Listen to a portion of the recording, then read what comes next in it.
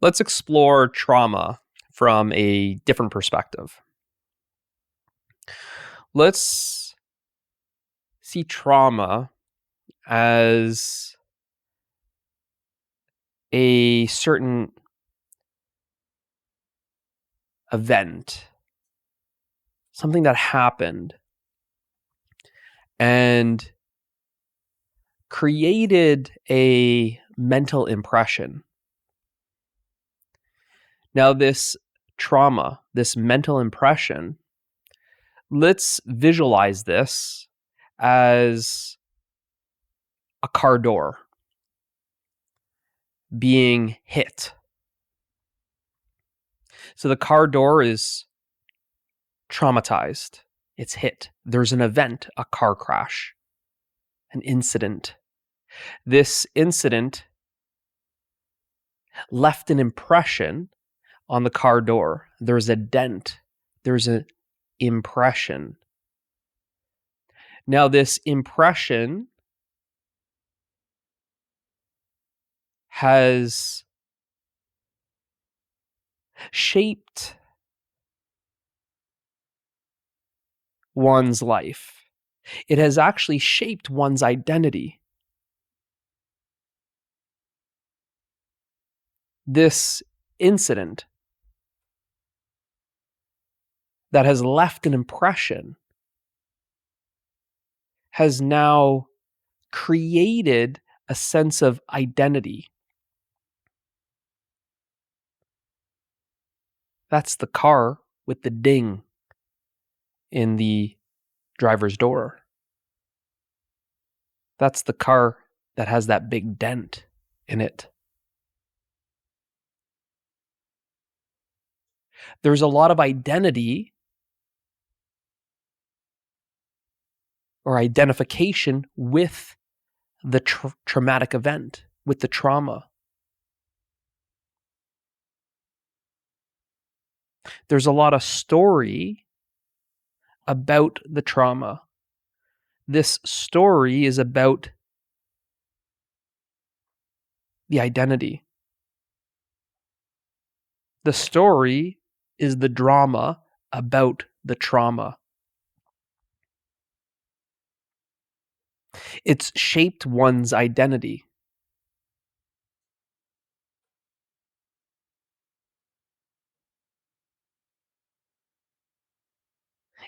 This traumatic event has left an impression.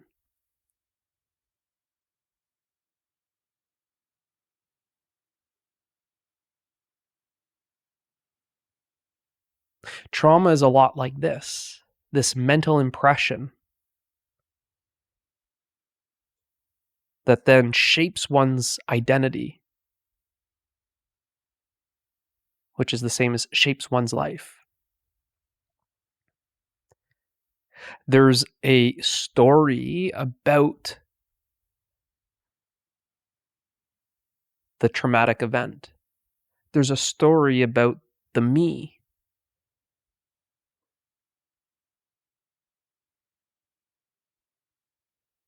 That has been shaped from that traumatic event. There's an identification with that event in one's life that has left an impression.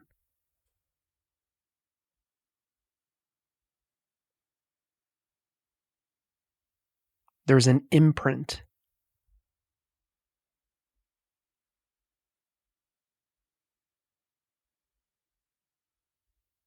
That has been left.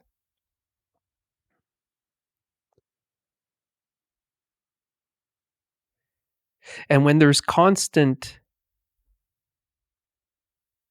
remembering, this mental impression has left an impression. There's a constant remembering of it.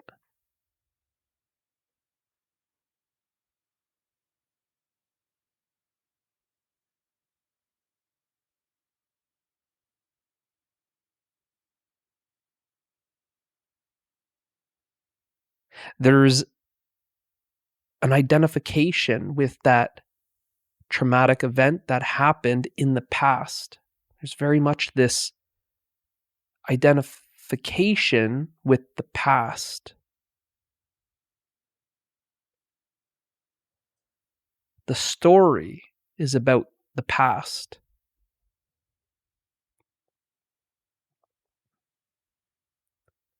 The story is about me.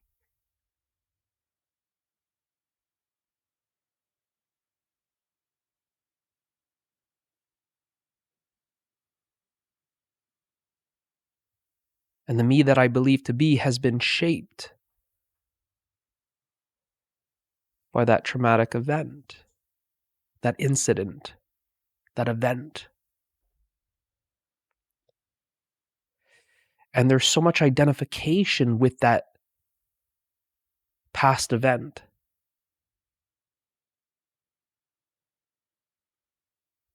That there's a sort of binding to it.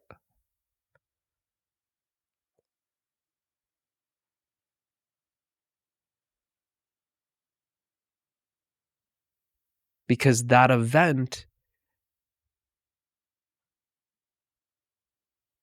is essentially my identity. That's why it can't be let go of so easily. Because it's supporting who I think I am.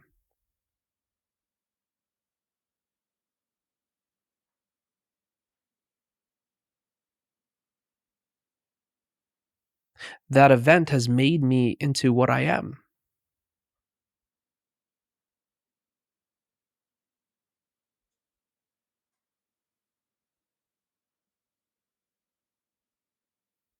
That event has made me into the me that I believe to be.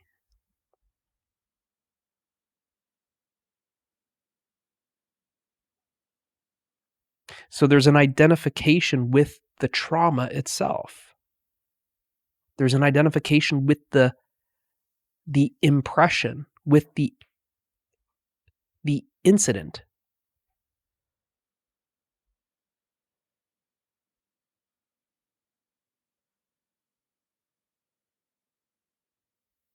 In this example, it'd be as if the car then identifies with the dent in the door for the rest of its life.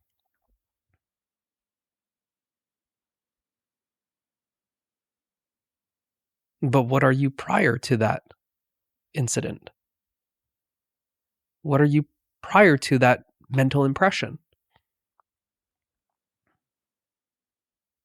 You can't be the trauma. But we see this, that the trauma actually becomes the identity. But you are not the trauma. You can't be the trauma. Because what are you prior to the trauma? And when we constantly reference the past, and more specifically, the traumatic event,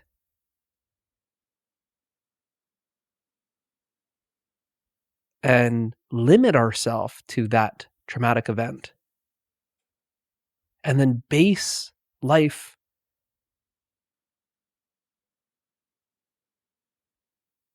on that traumatic event,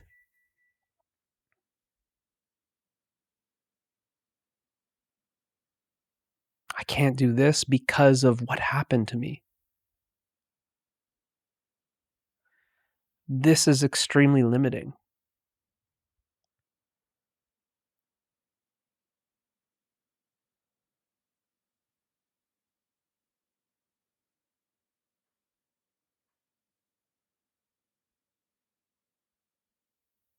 And this traumatic event, this mental impression,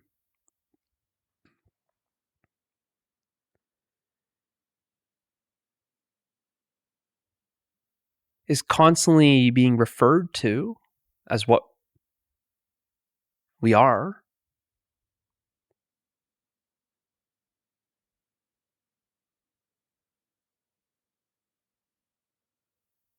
But in another sense, it hasn't been experienced fully.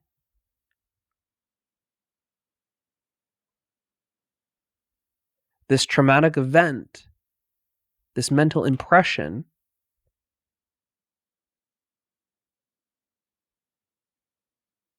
also has a lot of emotion to it.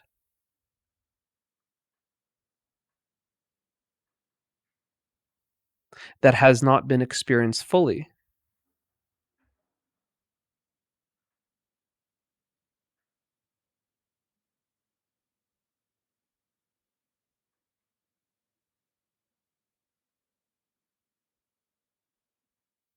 So in a way, there is this referencing of the past trauma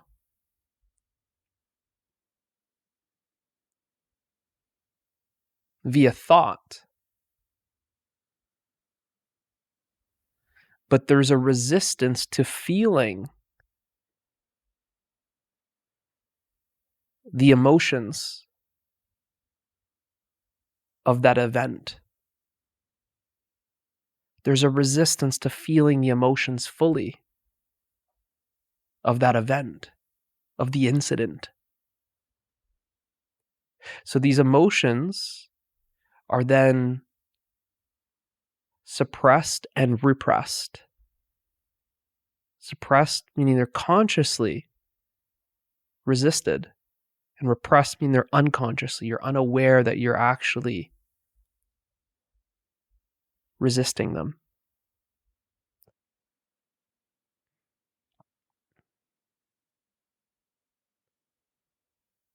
Now, what really healing is, when we talk about healing this trauma, is actually feeling those repressed emotions fully.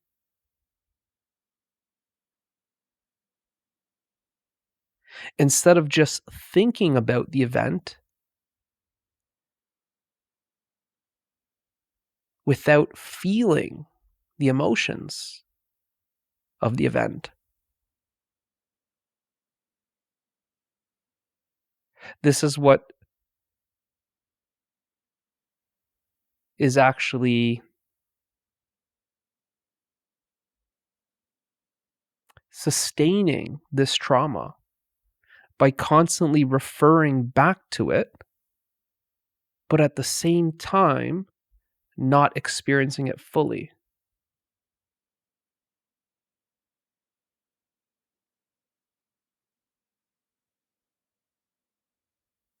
It's very paradoxical. There's a sort of holding on to this traumatic event, but there's also simultaneously a resisting it.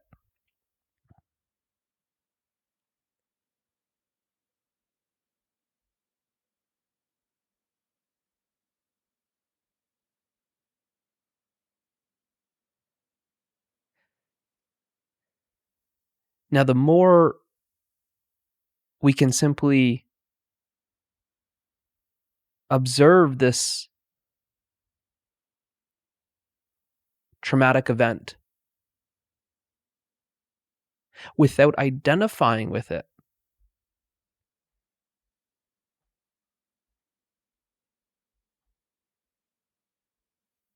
we are able to experience the emotions more and more.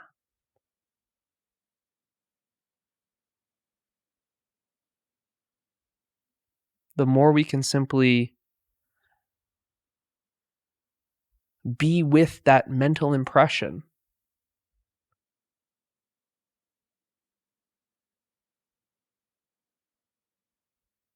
without the story of the incident.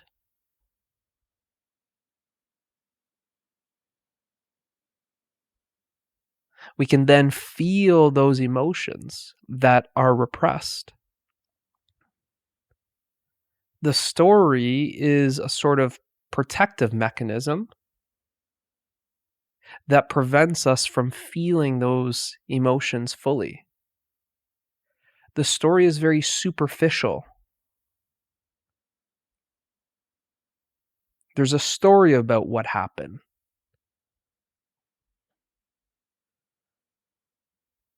There's thinking about the emotions, but not feeling those emotions fully. The more we can feel those emotions fully, then you experience what is called healing that trauma.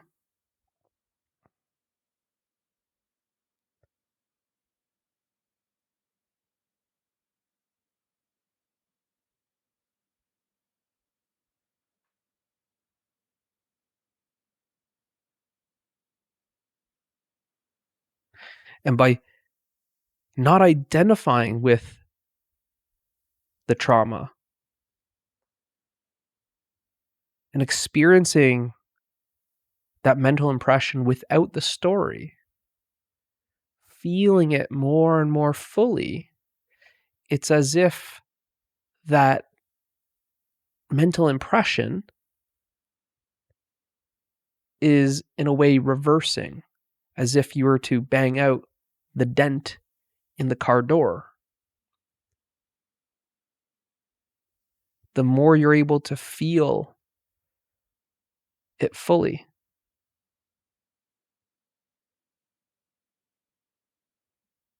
meaning there's no resistance. And like I said, is the story is the resistance. The thinking is the resistance to that feeling. We need to feel the feeling, not think about the feeling. It's the story and the thinking about the event that keeps us at a distance from it, sort of say. Instead of just being one with it, feeling it fully. And in feeling it fully, it's as if that big impression is lessening. And the more we feel those feelings fully, the less identifying with that traumatic event we experience. And the less we identify with that traumatic event, the less we're actually identified with the past.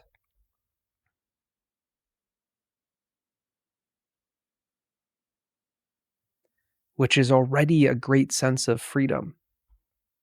Because these traumatic events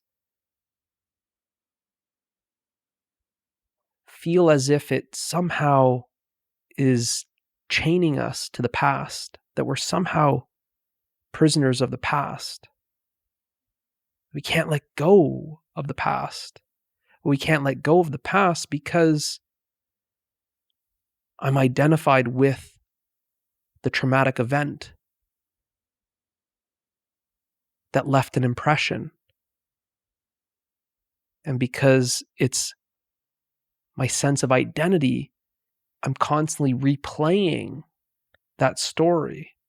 There's a memory that just is on a loop. The memory is the past. So I'm identified with the past.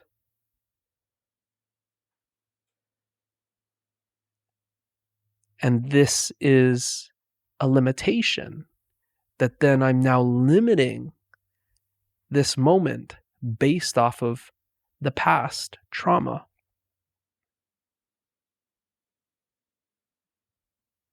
I can't do this because of what happened to me. And this gives us a sense that it's shaping who we think we are. It's giving a sense of shaping our life.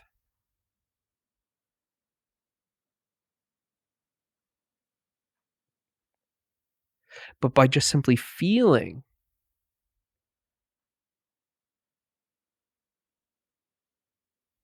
this emotion that has been repressed, we see that we're actually holding on to this emotion in a way. It's as if we're storing it, as if that mental impression, that dent, comes with that energy upon impact, that incident, that impact.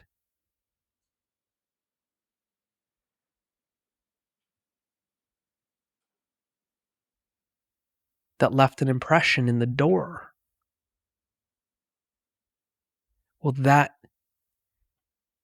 impact, that energy, that hasn't been felt fully.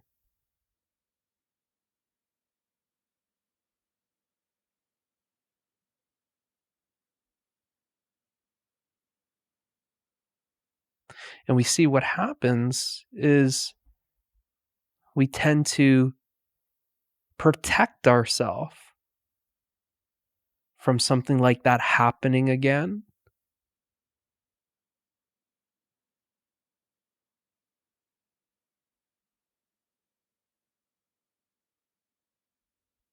Or avoid that from happening again.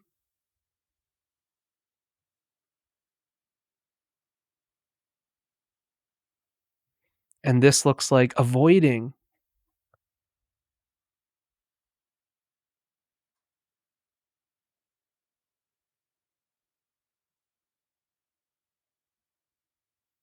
certain life events, certain circumstances. Well, this is where the car got dinged. So I'm not parking my car in that parking lot anymore because I want to avoid that from happening again. This is more of an avoidance strategy.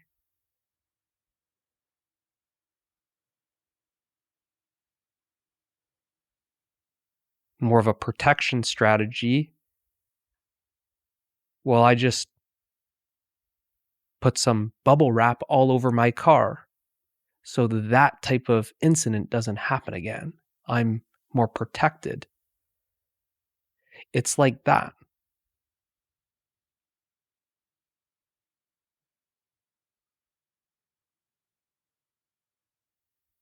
Which then this shapes our life. This protection, this avoidance. We're protecting ourselves from life. I don't want that to happen again. Or we're avoiding life. I don't want that to happen again.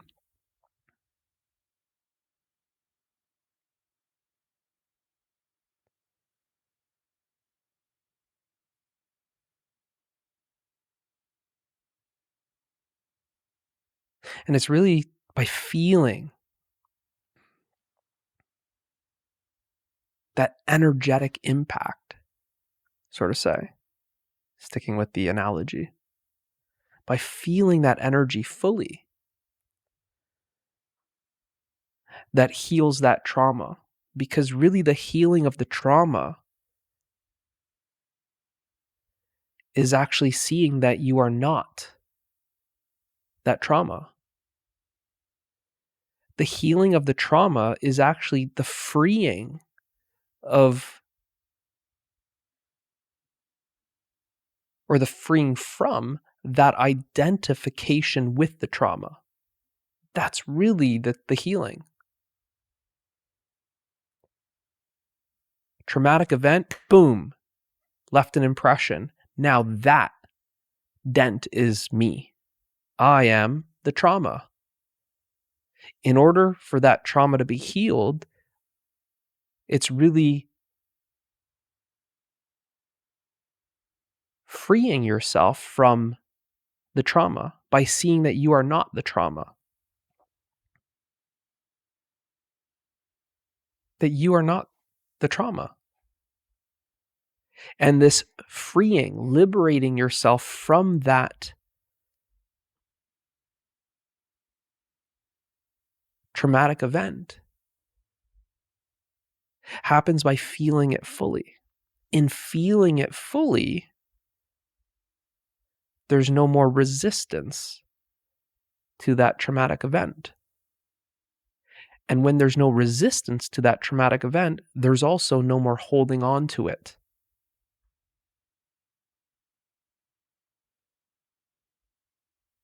And in that experience, there's a freedom from the trauma. And because the trauma is of the past, there's a freedom from the past. It's very liberating. You're liberating yourself from really a thought. And that thought is a memory. That memory is the past, and that past is the event, and that event is the incident.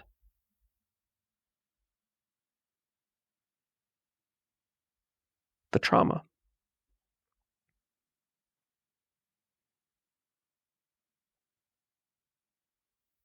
So it's very paradoxical because the very thing that we are resisting is actually what we're holding on to. I don't want to feel that fully, but at the same time, I'm holding on to it for dear life. I just wish I could be free of that traumatic event, but at the same time, I'm holding on to it for dear life. Because in the experience of feeling it fully, there's no more trauma. That mental impression is gone. It's like it's restored. That dent is no longer there. It's like nothing happened.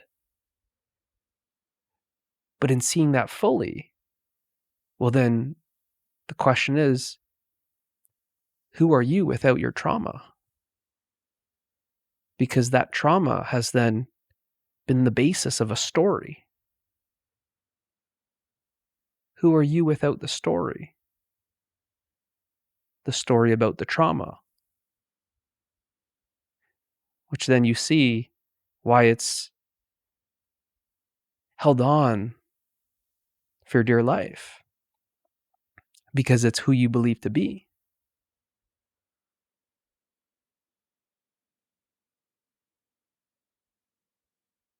In the experience of feeling it fully, there is no trauma and there is no one that's traumatized.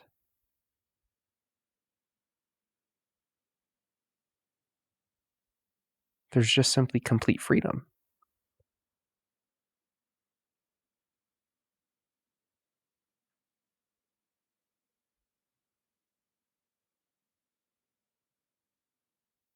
So the very thing that we feel a prisoner to the past,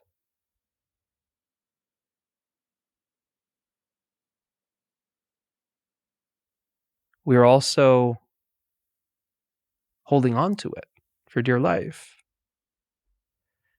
Because it's who I believe to be.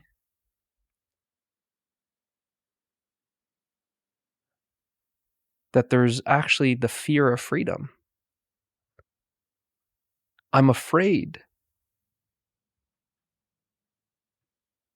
to let go of this trauma because I would actually be free.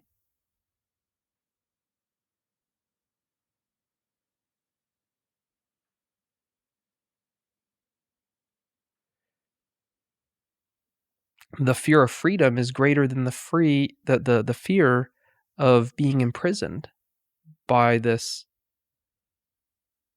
traumatic past.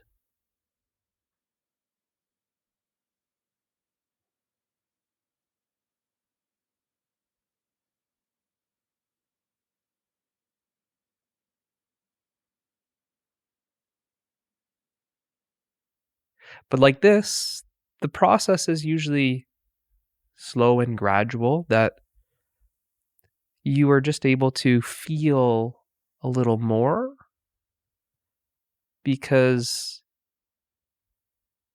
you're not thinking about that event, but instead you're feeling that event. You're not thinking about the incident, you're feeling it. And you're feeling what has been resisted. This repression is resistance. And to feel those emotions is really the absence of resistance. Feeling simply happens when you aren't fighting the feeling. Resisting the feeling is fighting the feeling. When we stop fighting that feeling, feeling is.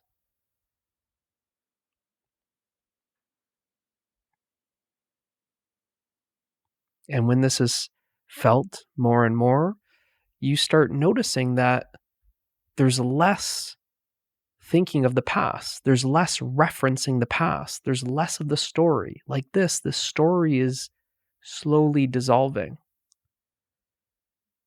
Like this, you start noticing more and more freedom from the past, that you're not living in the memory, this constant looping, and the narrative of the past is experienced less and less. You start noticing that actually you're becoming less protective and less avoidant of life. So what's experienced is greater and greater freedom.